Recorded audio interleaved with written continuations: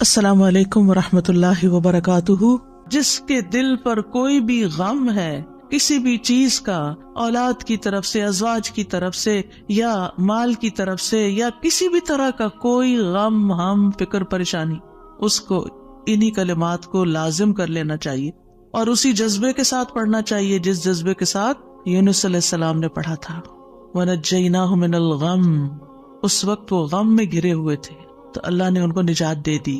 وَكَذَلِكَ نُنْجِي الْمُؤْمِنِينَ، یہ صرف ان کے لیے نہیں تھا، ہم اسی طرح سارے مومنوں کو نجات دیتے ہیں۔ جو بھی یہ دعا پڑھے گا اس کو غم سے نجات مل جائے گی۔ تو گویا مومنوں کو اس بات کی ترغیب دی جا رہی ہے، اس بات کا سلیقہ سکھایا جا رہا ہے کہ غم اور دکھ اور تکلیف کے موقع پر انہیں کیا پڑھنا ہے، کیا کہنا ہے۔ اور جب انسان یہ دیکھتا ہے کہ سابقہ مومنین کو اس دعا کی وجہ سے تکلیف سے نجات ہوئی تو اس کا ایک یقین بڑھ جاتا ہے کہ اللہ تعالیٰ میری تکلیف بھی دور کر دے گا۔ اگر وہ رب یونس علیہ السلام کو مچھلی کے پیٹ سے نکال سکتا ہے تو میرا رب مجھے اس مشکل سے کیوں نہیں نکالے گا، کیوں نہیں نکال سکتا، وہ ضرور نکالے گا۔ تو اس سے خاص طور پر یہ بات پتہ چلتی ہے کہ تحلیل یعنی لا الہ الا اللہ اور تسبیح سبحان اللہ یا سبحانک، یہ ہر غم کو دور کرنے کے لیے مجرب نسخے ہیں۔ یہ دو چیزیں کرب اور مصیبت سے نجات دلاتی ہیں۔ تو جو شخص بھی اللہ کی کتاب پر ایمان رکھتا ہے، قرآن مجید کو اللہ کا کلام سمجھتا ہے، اللہ کے وعدے پر بھروسہ کرتا ہے، اللہ کی اس بات کو سچا سمجھتا ہے، تو پھر وہ اسی طریقے پر اس دعا کے ساتھ اپنے رب کو پکارے تو اللہ تعالیٰ اس کی دعا قبول کرے گا اور اس کو غم سے نجات دے گا۔ اس دعا کی فضیلت کے بارے میں احادیث بھی آتی ہیں۔ نبی صلی اللہ علیہ وسلم نے فرمایا، ذُنُّون کی دعا جب وہ مچھلی کے پیٹ میں تھے، یعنی لا الہ الا انت سبحانک انی کنت من الظالمین، جب بھی کوئی مسلمان کسی معاملے میں ان الفاظ کے ساتھ اپنے رب سے دعا کرے، وہ دعا اس کے لیے ضرور قبول ہوگی۔ اللہ سبحانہ وتعالیٰ کے بعد نبی صلی اللہ علیہ وسلم نے بھی اس بات کو کنفرم کیا ہے کہ یہ دعا مسائل کا حل ہے۔ بہت لمبے چوڑے وظیفے پڑھنے کی بھی ضرورت نہیں، لیکن پڑھے تو کوالٹی کے ساتھ، درد کے ساتھ، تڑپ کے ساتھ، تکرار کے ساتھ، اصرار کے ساتھ، افتقار کے ساتھ، اپنی محتاجی ظاہر کرتے ہوئے، اپنی غلطی کا اعتراف کرتے ہوئے۔ اسی طرح سلسلہ صحیحہ کی حدیث ہے، رسول اللہ صلی اللہ علیہ وسلم نے فرمایا، کیا میں تمہیں ایسی چیز نہ بتا دوں کہ جب تم میں سے کسی آدمی کو رنج و الم اور دنیا کی آزمائشوں میں سے کوئی آزمائش آئے تو وہ اس دعا کو پڑھے تو اس کی تکلیف دور ہو جائے گی۔ تو آپ سے کہا گیا کیوں نہیں؟ آپ نے فرمایا وہ مچھلی والے کی دعا ہے، لا الہ الا انت سبحانک انی کنت من الظالمین، کہ جس کو بھی آزمائش آئے وہ یہ دعا پڑھ لے تو اس کی دعا قبول ہو جائے گی، آزمائش ختم ہو جائے گی۔ ایک روایت میں آتا ہے، سعد کہتے ہیں، ایک مرتبہ مسجد نبوی میں میرا گزر عثمان بن عفان رضی اللہ عنہ کے پاس سے ہوا۔ میں نے انہیں سلام کیا، انہوں نے نگاہیں بھر کے مجھے دیکھا لیکن جواب نہیں دیا۔ میں عمر بن خطاب رضی اللہ عنہ کے پاس آیا، ان سے 2 دفعہ سوال کیا کہ کیا اسلام میں کوئی نئی چیز پیدا ہو گئی ہے؟ انہوں نے کہا نہیں، کیوں، کیا ہوا؟ میں نے کہا میں ابھی مسجد میں عثمان رضی اللہ عنہ کے پاس سے گزرا تھا، میں نے انہیں سلام کیا، انہوں نے نگاہیں بھر کے مجھے دیکھا لیکن جواب نہیں دیا۔ عمر رضی اللہ عنہ نے پیغام بھیج کر حضرت عثمان کو بلا لیا اور فرمایا کہ اپنے بھائی کے سلام کا جواب دینے میں آپ کو کیا رکاوٹ پیش آئی، کس چیز نے آپ کو روکا؟ عثمان رضی اللہ عنہ نے کہا کہ میں نے تو ایسا نہیں کیا۔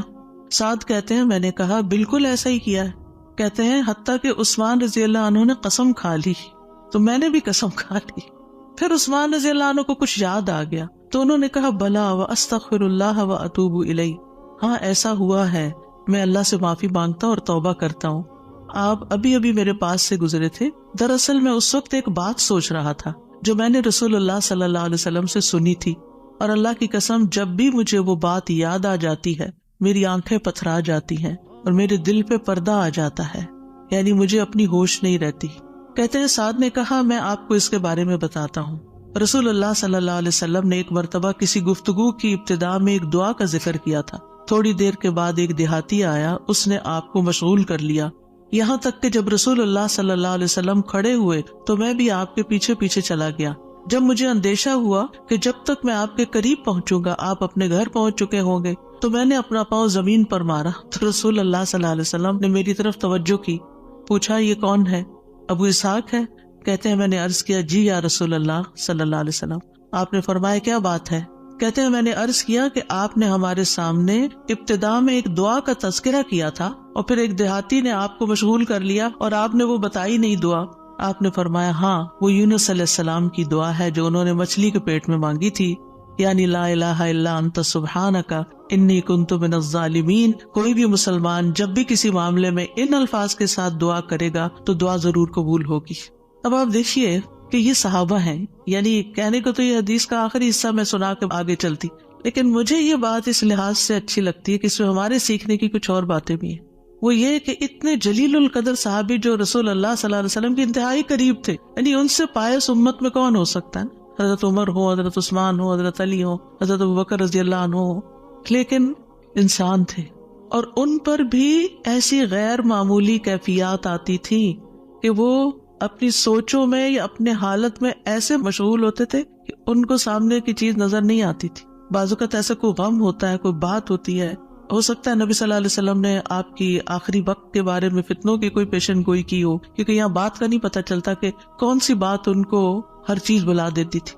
دوسری بات یہ کہ بعض اوقات انسان کا حافظہ ایسے ساتھ چھوڑ جاتا ہے کہ وہ کہتا ہے کہ یہ کام ہوا ہی نہیں. نہ صرف یہ کہ وہ کہتا ہے نہیں, بلکہ اس کے بعد قسم بھی کھا لیتا ہے. اور دونوں صحابہ نے قسم کھا لی, بعد میں احساس ہوتا ہے اوہ ہاں اب یاد آیا.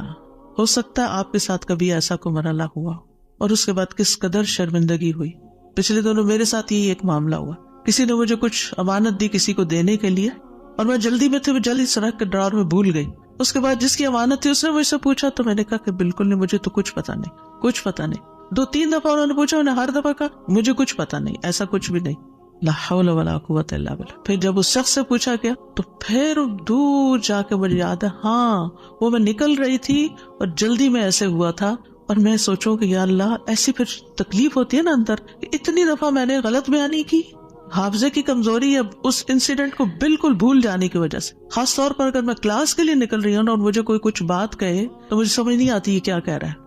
یعنی آپ کی زندگی میں بھی کوئی ایسے اوقات ہوتے ہیں نا جب آپ کسی ضروری کام یا ضروری سوچ میں تو بچے آ کے کچھ کہتے ہیں وہ فلاں آیا ہے, فلاں کا فون ہے, اور آپ ایسے سنی انسنی کر دیتے ہیں جیسے آپ کو علم ہی نہ ہو. ہم سب انسان ہیں, ہم کمزور ہیں, ہم سے ایسی غلطیاں ہوتی ہیں, ہمیں ایسی غلطیوں کا احساس ہوتے ہی معافی مانگ لینی چاہیے. اور یہ جو ہم استغفار کرتے تو وہ کہتے ہیں کون سا گناہ کیا, کوئی گناہ تو ہے نہیں, اس بات کا استغفار. بے شمار گناہ ہیں ہمارے اور ہم نے اپنا اعمال نامہ کوئی نہیں دیکھا اب تک کہ جس سے ہمیں یہ پتا چلے کہ وہ مٹ چکے ہیں کہ نہیں مٹ چکے, اور ہمیں اسٹل ابھی اور بھی معافی مانگنے کی ضرورت ہے.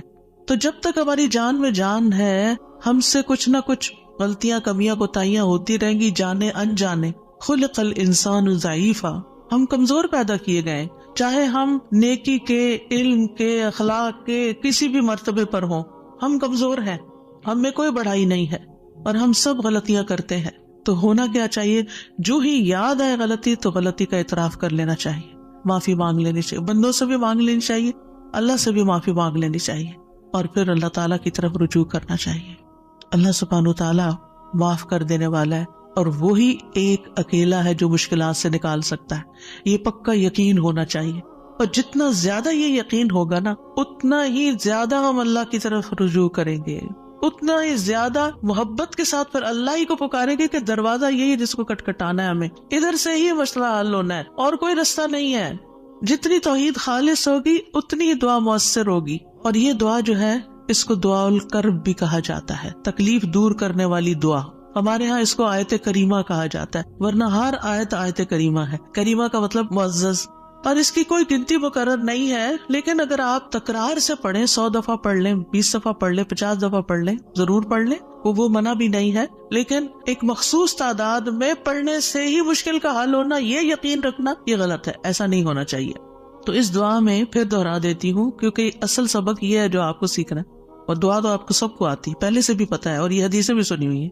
جس چیز کو پلے باندھنا, جس چیز کو پکڑ کے رکھنا ہے, وہ کیا چیز ہے کہ جس سے یہ دعا اتنی افیکٹو ہے. تو اس میں 4 چیزیں ہیں. ایک ہے توحید, دوسرے ہے اللہ کو ہر عیب اور نقص سے پاک قرار دینا. تیسرے اپنے عبودیت کا اقرار کہ میں بندہ ہوں، غلطیوں والا ہوں. اور چوتھے اپنی غلطی اور کوتاہی کو مان جانا، اپنی غلطی کا اعتراف کرنا.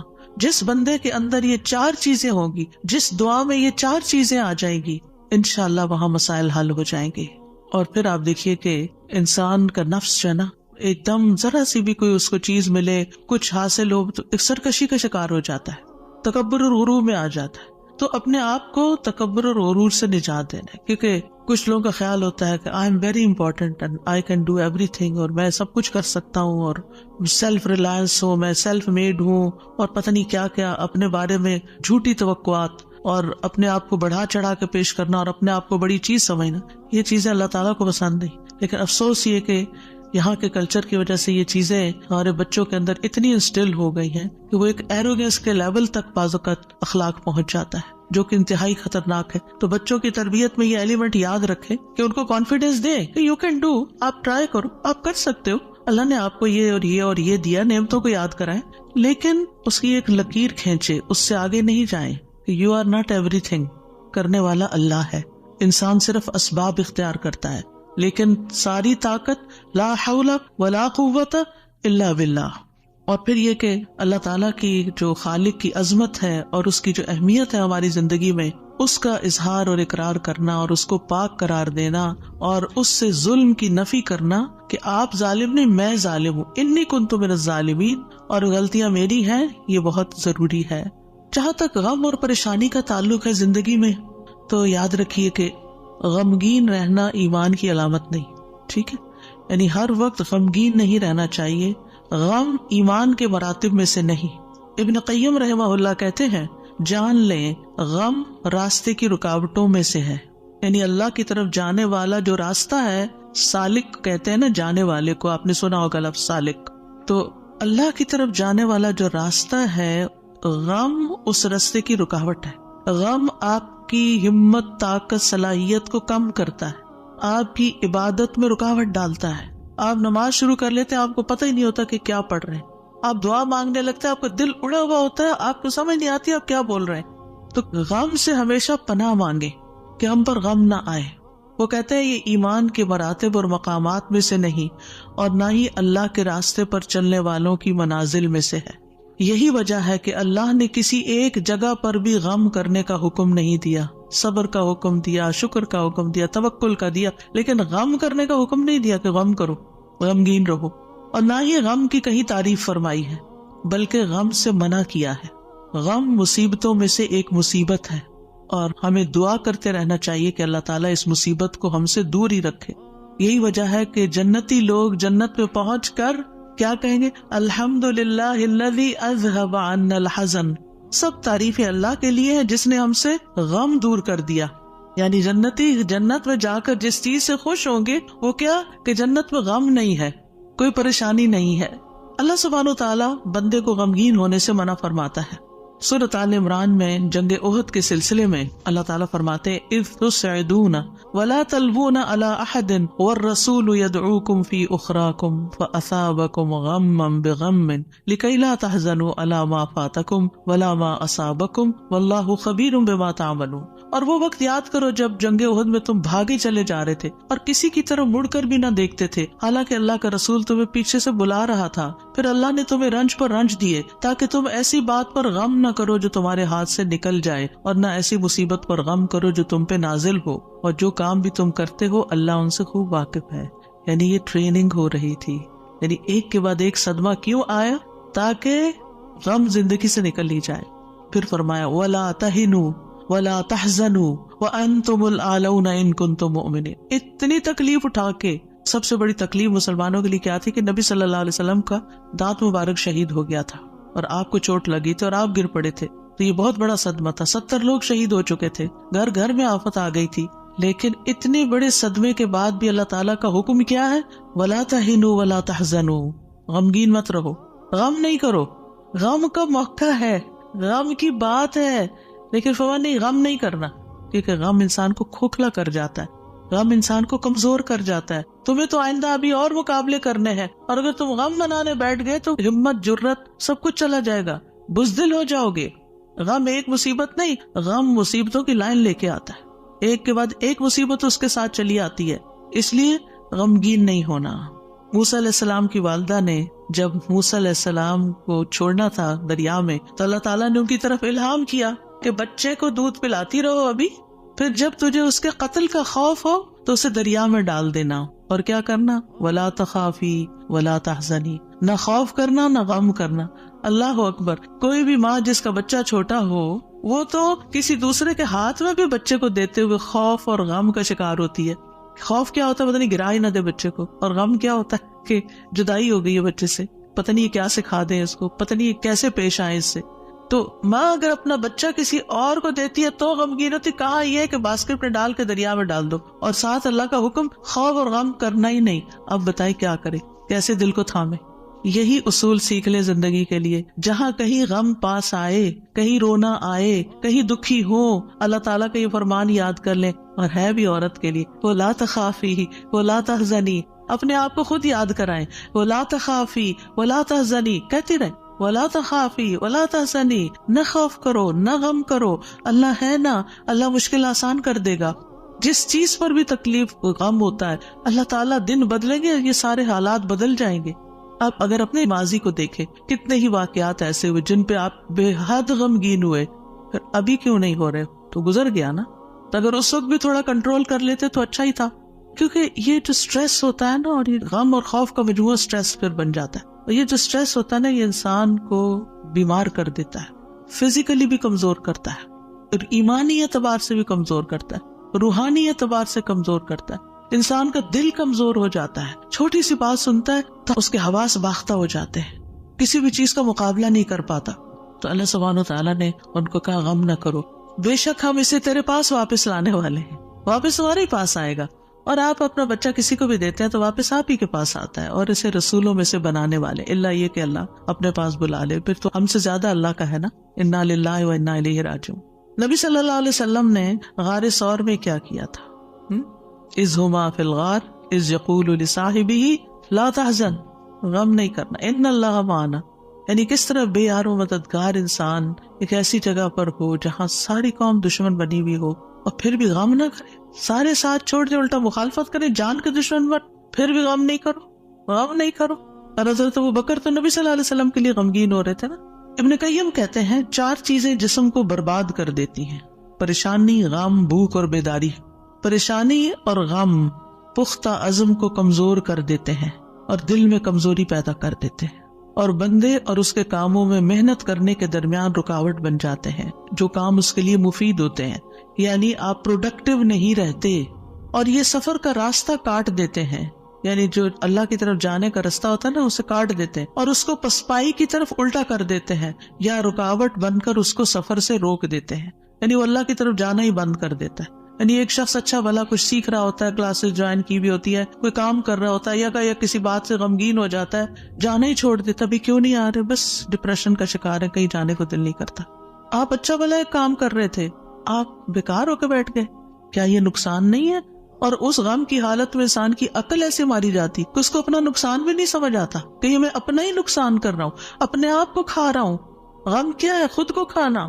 تو خود کو کھانے سے تو مسئلہ حل نہیں ہوگا، مسئلہ تو جہاں ہے وہی ہے، وہ تو اللہ نے دور کرنا ہے. اس سارے کیفیت کو، اس احساس کو، اس شدت کو دعاؤں میں لگا دیں، دعاؤں میں کنورٹ کر دیں.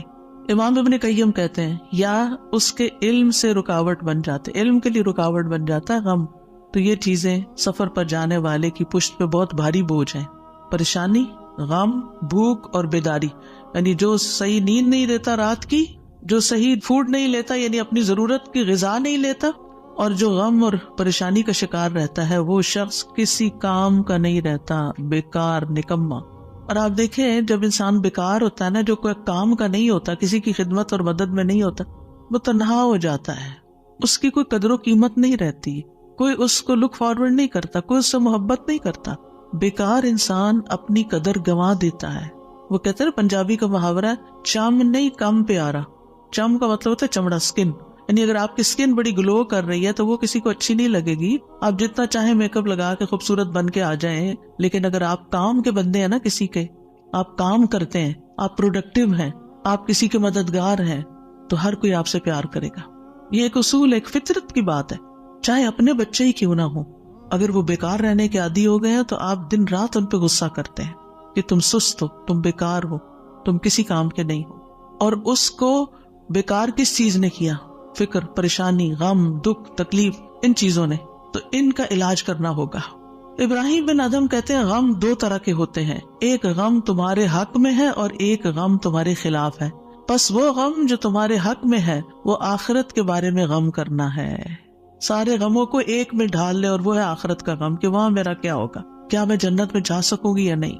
وہ کہتے ہیں کہ ایک غم تمہارے حق میں ہے، وہ آخرت کے بارے میں غم کرنا اور اس کی خیر و برکات کے بارے میں غم کرنا ہے. اور وہ غم جو تمہارے خلاف ہے وہ دنیا اور اس کی زینت کے بارے میں غم کرنا ہے، دنیا کے فائدوں کے بارے میں غم کرنا کہ کوئی چیز چلی گئی. اور دنیا کی زینت کیا ہے؟ مثلاً اپنی جوانی، اپنا حسن، یہ ساری چیزیں کیا ہے وقت کے ساتھ ساتھ ڈھل جاتی ہیں. پھر کچھ لوگ اس پر غم لگا بیٹھتے ہیں کہ ہم پہلے سے خوبصورت نہیں رہے، پہلے سے اسمارٹ نہیں رہے، پہلے سے ایکٹیو نہیں رہے.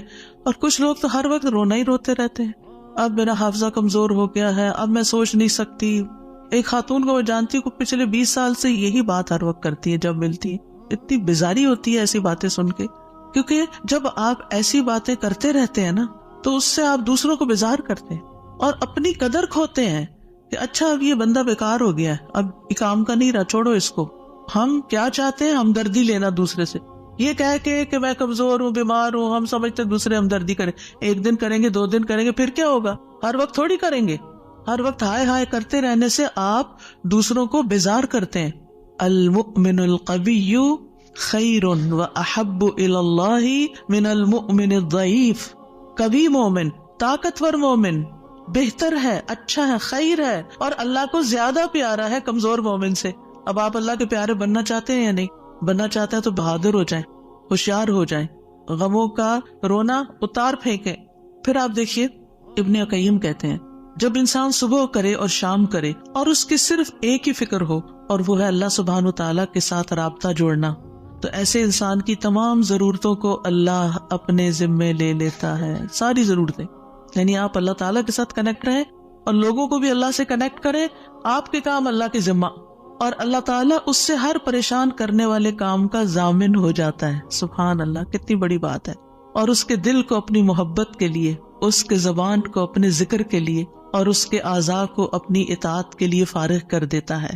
لیکن اگر وہ صبح شام اس حال میں کرے کہ دنیا ہی اس کی پریشانی ہو، کہ دنیا ہی اس کی پریشانی، دنیا کی کوئی چیز اس کی پریشانی بنی ہوئی ہے، کوئی انسان ہے، کوئی کام ہے، کوئی چیز ہے، تو اللہ اس پر دنیا کے غم، پریشانیاں اور تکلیفیں لاد دیتا ہے.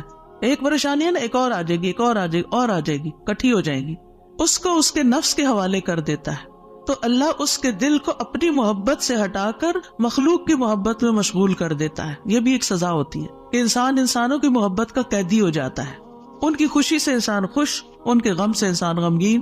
اس کی اپنی کوئی زندگی نہیں، اس کے اپنے پاس خوش ہونے کے لیے کوئی چیز ہی نہیں، اور اس کی زبان کو اپنے ذکر سے ہٹا کر لوگوں کے ذکر کے ساتھ مشغول کر دیتا ہے. پھر وہ لوگوں کی باتیں کرتا رہتا ہے. وہی کتنی بیزاری ہوتی ہے نا جب لوگوں کی کوئی خراب باتیں آپ سے کریں، کسی کے عیب کھولیں آپ کے سامنے، کسی کی غیبت کریں، کسی کے الزام تراشی کریں، یا اپنی لڑائی جھگڑوں کو اس طرح ذکر کریں. یہ کوئی خوشگوار گفتگو تو نہیں ہوتی. تو یہ بھی سزا کی قسم ہوتی کہ ہر وقت انسان اس قسم کی باتیں کرتا رہے اور اس کے اعضاء کو اپنی اطاعت سے ہٹا کر لوگوں کے کاموں میں مشغول کر دیتا ہے. انبیاء کا خاص وصف یہ تھا کہ وہ آخرت کو ہر وقت یاد رکھتے تھے اور ہر معاملے کو اسی کو پیش نظر رکھ کے نبھاتے تھے. ان کے بارے میں آتا ہے انا اخلصناہم بخالصۃ ذکر الدار، بے شک ہم نے انہیں ایک خاص صفت کے ساتھ چن لیا جو اصل گھر کی یاد ہے. یعنی وہ آخرت کو یاد کرتے رہتے ہیں، ان کا غم آخرت کے بارے میں ہے.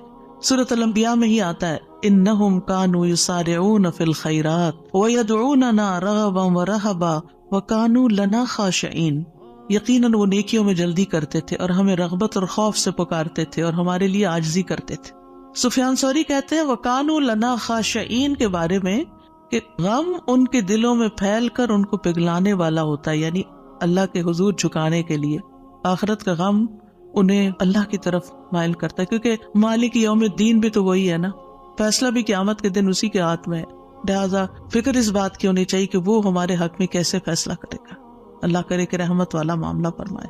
صحابہ بھی آخرت کا غم ہی لگائے رکھتے تھے۔ عبد الرحمن بن عوف کے پاس کھانا لایا گیا، وہ روزے سے تھے۔ انہوں نے کہا مصعب بن عمیر شہید کیے گئے، وہ مجھ سے بہتر تھے، انہیں جس چادر کا کفن دیا گیا اس سے ان کا سر چھپاتے تو پاؤں نکل آتے، پاؤں چھپاتے تو سر کھل جاتا۔ پھر ہمارے لیے دنیا کشادہ کر دی گئی، ہمیں تو یہ ڈر ہے کہ کہیں ہماری نیکیوں کا بدلہ ہمیں اس دنیا میں ہی نہ مل جائے۔ اور پھر آپ رو پڑے، کھانا بھی چھوڑ دیا۔ حسن بصری کا حال یہ تھا کہ جب بھی ان سے ملاقات ہوتی ایسا لگتا کہ ابھی کوئی مصیبت آئی، یعنی آخرت کی فکر اتنی کرتے تھے۔ نظر کہتے ہیں میں عمر بن عبدالعزیز کے پاس گیا تو وہ رونے کے قریب تھے، ہمیشہ آہیں بھرتے رہتے تھے، گویا ساری مخلوق کا غم انہی کو ہے، حالانکہ ان کو آخرت کی فکر ہوتی تھی۔ سفیان ثوری کہتے ہیں لوگوں کا غم ختم ہو چکا ہے، آپ نمازیوں میں ایک شخص کو دیکھیں گے اس پر کوئی نہ غم ہے نہ خوف ہے۔ وہ کہتے ہیں پہلے ایک آدمی نماز پڑھتا تھا، پھر آپ اس کو دیکھتے کہ بیٹھا ہوا اور اس کی نماز اس کو غم میں بھڑکا دیتی، یعنی اس کو رونا آتا نماز میں آخرت کی یاد کی وجہ سے۔ آج اگر ہمیں نماز میں رونا آتا بھی ہے تو کس وجہ سے آتا ہے؟ ہم سب اپنا جائزہ لیں، ہر کوئی اپنا اپنا۔ پچھلے ایک مہینے کے اندر سوچئے میں کتنی بار روئی ہوں اور کیوں روئی ہوں، دنیا کے غم میں روئی ہوں یا آخرت کے غم میں روئی ہوں۔ ہم کیوں روتے ہیں؟ اس نے مجھے ہرٹ کر دیا، یہ مسئلہ آ گیا، فلاں آ گیا۔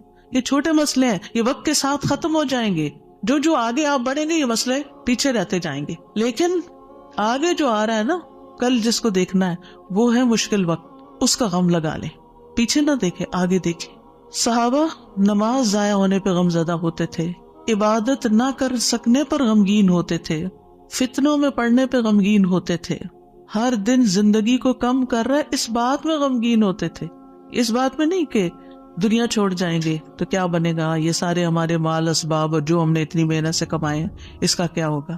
اس بات کا غم کہ حساب کا وقت قریب آ رہا ہے، ہر دن موت سے قریب کر رہا ہے، ہر دن قبر سے قریب کر رہا ہے، آگے میرا حساب ہونا ہے، میں کیا اس کے لیے تیار ہوں؟ کیا میں نے اپنے سارے کام نپٹا لیے؟ تو بات یہ ہے کہ رنج و غم زندگی کا حصہ ہے، لیکن دنیا کا غم نیچے آ جانا چاہیے اور آخرت کا غم اوپر آ جانا چاہیے، یہ ہم نے کرنا ہے۔ اور دنیا کے غموں سے بچنے کے لیے سب سے پہلے توحید کا یقین، اللہ کی طرف رغبت، تقدیر پر یقین کہ جو تکلیفیں آ رہی ہیں نا یہ تقدیر کا حصہ ہیں، ان کو ایکسپٹ کر لیا جائے۔ اب ایسا ہونا تو ہو گیا نا، اب جو نئی زندگی اس میں ایڈجسٹ کیا جائے، اللہ سے اچھا گمان رکھا جائے، پھر ہم و غم ملنے پر اجر پر نظر رکھی جائے۔ جب کوئی تکلیف پیش آئے کسی بھی قسم کی، کوئی رکاوٹ، تکلیف، دکھ، پریشانی، تو اس پر جو اجر ملتا ہے انسان کو، اس کو اپنے سامنے رکھے انسان۔ حدیث میں آتا ہے رسول اللہ صلی اللہ علیہ وسلم نے فرمایا کسی مومن آدمی کو جب بھی کوئی تکلیف یا کوئی بیماری یا رنج، یہاں تک کہ اگر اسے کوئی فکر ہو تو اس کے گناہوں کا کفارہ ہو جاتا ہے۔ ایک اور روایت میں آتا ہے یہاں تک کہ جو چوٹ اسے لگتی ہے یا کوئی کانٹا چبھتا ہے وہ بھی اس کے گناہوں کا کفارہ ہوتا ہے۔ اور ویسے بھی وہ حدیث تو بارہا آپ نے سنی کہ انسان کا درجہ اللہ کے ہاں بلند لکھا ہوتا ہے اس کی قسمت میں، لیکن اس کے عمل تھوڑے ہوتے ہیں، تو اللہ تعالیٰ اس کو کسی مشکل میں ڈالتا ہے تاکہ صبر کر کے بلند درجے تک پہنچ جائے۔ پھر انسان دنیا کے معاملے میں اگر غم ہے تو اپنے سے زیادہ غم والوں کو دیکھ لے، ان کی پریشانیوں کو دیکھے، انبیاء کی آزمائشوں اور تکلیفوں کے بارے میں پڑھے، جانے کہ ان پہ کیسے کیسے غم آئے، پھر اپنے آپ کو اللہ کے سپرد کرے، اپنا معاملہ اللہ کے حوالے کرے، اور جو کام اللہ نے کرنے کو دیے نا ان کی پلاننگ کرے اور وہ کرے، اپنے دل کا حال اللہ کے سامنے رکھے۔ انما اشکو بثی وحزنی الی اللہ، کثرت سے اللہ کا ذکر کرے کیونکہ اللہ کے ذکر میں دلوں کو اطمینان ہوتا ہے۔ الا بذکر اللہ تطمئن القلوب، تسبیحات کی کثرت کر دے۔ نبی صلی اللہ علیہ وسلم نے فرمایا جو اپنے مال کو خرچ کرنے سے بچائے، دشمن سے مقابلہ کرنے سے ڈرے، رات سے خوف کھائے کہ وہ اس کو پریشان کرتی ہے، تو وہ اس قول کی کثرت کر دے سبحان اللہ والحمد للہ ولا الہ الا اللہ واللہ اکبر، اور اگر ولا حول ولا قوت الا باللہ بھی پڑھ لے تو اس کا اپنا فائدہ ہے الگ سے۔ پھر یہ کہ اپنے فرائض اور اپنی ذمہ داریوں کو پورا کرے انسان۔ بہت دفعہ انسان کی بیکاری اس کو غمگین کرتی ہے، کرنے کا کوئی کام نہیں ہے، فارغ ہے، کوئی مقصد نہیں زندگی میں، کوئی منزل نہیں، کچھ اچیو کرنے کو نہیں، دن آتا ہے چلا جاتا ہے، تو یہ چیزیں بھی انسان کو پریشان رکھتی ہیں۔ جب آپ کی گول سیٹنگ ہوگی ہر روز کی، صبح سویرے اٹھتے ہی اور ارلی مارننگ کام شروع کر دیں گے تو پریشانیاں بھاگ جائیں گی، ان کو آپ کے پاس آنے کا وقت نہیں ملے گا کیونکہ آپ مصروف ہیں، آپ ان کو ٹائم نہیں دیں گے کیونکہ آپ کے پاس اور کام ہے۔ لیکن جب آپ فارغ ہوتے ہیں تو وہ آ جاتی ہیں آپ کا دل اڑانے۔ پھر نماز سے مدد حاصل کرنا، وَاسْتَعِینُوا بِالصَّبْرِ وَالصَّلَاةِ، انبیاء گھبراہٹ میں نماز کی طرف لپکتے تھے، اور جو نماز چھوڑ دیتا ہے اللہ کی مدد اس سے چھٹ جاتی. تو نماز کی پابندی، صدقہ کرنا، صدقات انسان کے غموں کو دور کرنے کا باعث ہے. اللہ تعالیٰ فرماتے ہیں الذین ينفقون اموالهم باللیل والنہار سرا وعلانیہ فلہم اجرہم عند ربہم ولا خوف علیہم ولا ہم یحزنون. جو لوگ دن رات کھلے چھپے اپنا مال خرچ کرتے ہیں انہیں اپنے رب سے اس کا اجر ضرور مل جائے گا. ایسے لوگوں کو نہ کچھ خوف ہوگا نہ وہ غمگین ہوں گے. پھر اسی طرح دین پر استقامت غم اور خوف کو دور کرتی ہے. دین کے کاموں میں جمے رہیں. ان الذین قالوا ربنا اللہ ثم استقاموا فلا خوف علیہم ولا هم یحزنون. یقیناً وہ لوگ جنہوں نے کہا کہ اللہ ہمارا رب ہے پھر اس پر خوب قائم رہے، ان پر نہ کوئی خوف ہوگا نہ وہ غمگین ہوں گے. پھر حالات سے کمپرومائز کرنا، حالات سے راضی رہنا. جیسے ابراہیم علیہ السلام حضرت ہاجر کو جب چھوڑ گئے مکہ کی وادی میں تو وہ پریشان ہوئی کہ میں اکیلی، میرا بچہ اکیلا، ہم یہاں کیا کریں گے، نہ کھانا نہ پینا نہ کچھ. تو دوڑتی ہوئی حضرت ابراہیم کے پیچھے آئیں. جب وہ واپس جا رہے تھے تو ان سے پوچھا اللہ ہمارا کب یاد، اللہ نے آپ کو اس کا حکم دیا کہ ہمیں یہاں اکیلے چھوڑ دیں؟ تو ابراہیم علیہ السلام نے اس بات میں سر ہلایا، کہنے لگی پھر اللہ تعالیٰ ہمیں تنہا نہیں چھوڑے. اگر اللہ کا حکم ہے نا تو ٹیک کیئر کر لے گا. ایسے ہی بندہ مومن کہتا ہے اگر یہ اللہ کا فیصلہ ہے نا تو میری ٹیک کیئر کر لے گا، مجھے فکر کرنے کی ضرورت نہیں ہے. زبان سے رب کی رضا کے کلمات ہمیشہ ادا کرے. کاش اور افسوس ہو گیا اس کے الفاظ نہیں استعمال کرے. یہ کہیں جو اللہ کی مرضی، جو تقدیر میں لکھا تھا وہ ہوا. اچھے کاموں میں مصروف ہوں، خدمت خلق میں مصروف ہوں. رسول اللہ صلی اللہ علیہ وسلم نے فرمایا وہ لوگ اللہ تعالیٰ کو زیادہ محبوب ہیں جو دوسروں کے لیے زیادہ فائدہ مند ہوں، اور اللہ عز و جل کے ہاں سب سے پسندیدہ اعمال یہ ہیں مسلمان کا اپنے بھائی کو خوش کر دینا. آپ خود غمگین بھی ہیں، دکھی بھی ہیں، دوسروں کو خوش کرنا شروع کر دیں، آپ بھی خوش ہو جائیں گے. کیونکہ خوشی کنٹیجیس ہوتی ہے، خوشی پھیلانے سے پھیلتی ہے. اس سے کوئی تکلیف دور کر دینا، یعنی اوروں کی تکلیف دور کرے اللہ آپ کی دور کر دے گا. اس کا قرضہ چکانا، اسے کھانا کھلانا، اور مجھے کسی بھائی کی ضرورت پوری کرنے کے لیے اس کے ساتھ چلنا اس مسجد نبوی میں 1 مہینہ اعتکاف کرنے سے زیادہ محبوب ہے. اور جس نے اپنے غصے کو روک لیا اللہ اس کی خامیوں پر پردہ ڈال دے گا، اور جو اپنے غصے کو نافذ کرنے کی سخت کے باوجود پی گیا اللہ اس کے دل کو قیامت کے دن امیدوں سے بھر دے گا. اور جو اپنے بھائی کے ساتھ اس کی ضرورت پوری کرنے کے لیے چلا اللہ تعالیٰ اس کو اس دن ثابت قدم رکھے گا جس دن قدم ڈگمگا جائیں گے. اور بد اخلاقی اعمال کو یوں تباہ کرتی ہے جیسے سرکہ شہد میں بگاڑ پیدا کر دیتا ہے. یعنی شہد میں اگر سرکہ ڈال دے تو سرکے کا ٹیسٹ غالب آ جائے گا، شہد کا پیچھے چلا جائے گا. پھر اسی طرح اپنی فوڈ پر بھی نظر رکھیں. کھانا پینا بھی انسان کے اندر جو کیمیکل امبیلنسز ہوتے ہیں، ہارمونل چینجز اثر انداز ہوتا ہے. لہذا غم کے موقع پر تلبینہ کھلانا جو ہے غمگین شخص کو وہ فائدہ دیتا ہے. یہ حضرت عائشہ سے روایت ہے کہ جب کوئی ان کے رشتہ داروں میں سے فوت ہو جاتا تو عورتیں جمع ہو جاتی. جب وہ منتشر ہوتی صرف رشتہ دار اور خاص لوگ رہ جاتے تو حضرت عائشہ ان کو ہنڈیا میں تلبینہ پکانے کا حکم دیتی.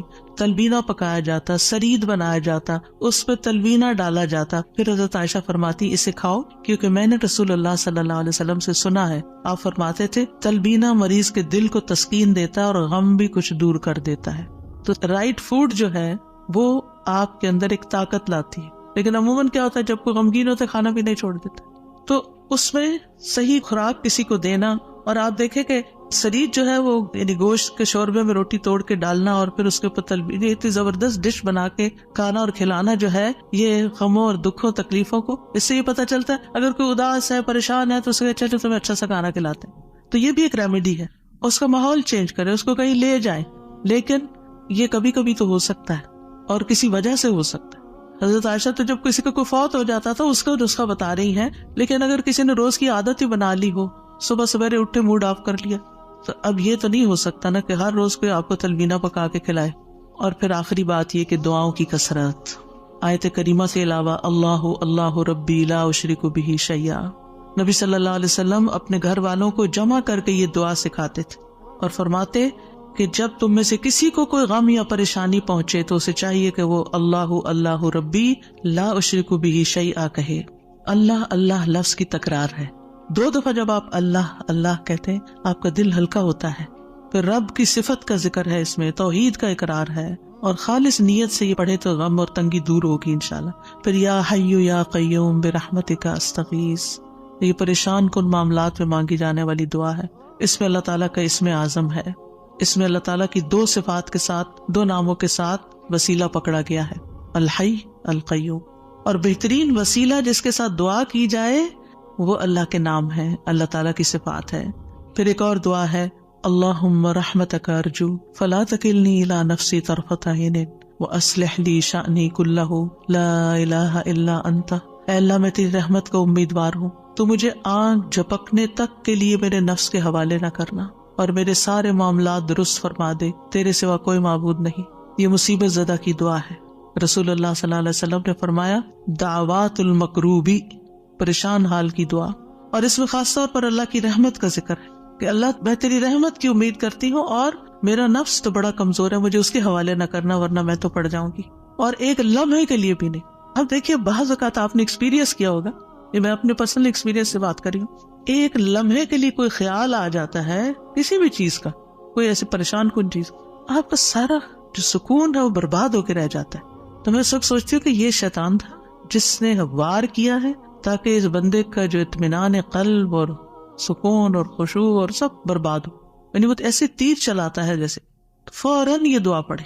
تو نبی صلی اللہ علیہ وسلم تکلیف آنے پر یہ دعا پڑھتے، لا الہ الا اللہ العظیم الحلیم، لا الہ الا اللہ رب العرش العظیم، لا الہ الا اللہ رب السماوات ورب الارض ورب العرش الکریم. اس میں اللہ سبحانہ وتعالیٰ کے نام کے علاوہ العظیم اور الحلیم اور رب العرش العظیم اور رب العرش الکریم کی اور رب السماوات والارض کی بات کی گئی ہے. یعنی اللہ تعالیٰ کی صفات کو بیان کیا گیا ہے اور پھر توحید کا اقرار ہے. توحید کا اقرار غموں کو دور کرنے کا باعث ہے کہ میرے لیے اللہ کافی ہے، حسبی اللہ و نعم الوکیل، اللہ کافی ہے میرے لیے. پھر اللہم انی اعوذ بک من الہم والحزن والعجز والکسل والبخل والجبن وضلع الدین وغلبۃ الرجال. اے اللہ میں تیری پناہ میں آتا ہوں دکھ، غم، عاجزی، سستی، بخل، بزدلی، قرضداری کے بوجھ اور لوگوں کے اپنے اوپر غلبے سے. نبی صلی اللہ علیہ وسلم سفر میں کثرت سے یہ دعا پڑھتے کیونکہ سفر میں یہ ساری چیزیں آ جاتی ہیں نا اکٹھی ہو کے. اور پھر آپ دیکھیں کہ غم ماضی کا ہوتا ہے، فکر مستقبل کی ہوتی ہے، اور پھر بے بسی اور کمزوری اور کچھ کرنے کو دل نہ چاہنا اور کسی کی مدد نہ کرنا اور ہر چیز سے ڈرنا، بزدلی دکھانا اور لوگوں کا چڑھائی کر دینا آپ پر، یہ ساری چیزیں وبال ہیں. ان سے بچنے کے لیے دعا کرنی چاہیے. اور پھر اگر مستقل طور پر دل پریشان رہتا ہے تو اللہم انی عبدک وابن عبدک وابن امتک ناصیتی بیدک ماض فی حکمک عدل فی قضاؤک اسألک بکل اسم هو لک سمیت به نفسک او انزلته فی کتابک او علمته احدا من خلقک او استأثرت به فی علم الغیب عندک ان تجعل القرآن ربیع قلبی ونور بصری وجلاء حزنی وذہاب ہمی وغمی. اس کے لیے وعدہ ہے کہ جو یہ پڑھے گا اللہ سبحانہ وتعالیٰ اس کے غم کو خوشی میں بدل دے گا. دعائیں یاد نہیں رہتی تو دیکھ کے بھی پڑھ سکتے ہیں، اور اللہ سبحانہ وتعالیٰ ہم سب کے غم، دکھ، پریشانیوں کو دور فرمائے. اور درود شریف کی کثرت بھی غموں کو دور کرتی ہے.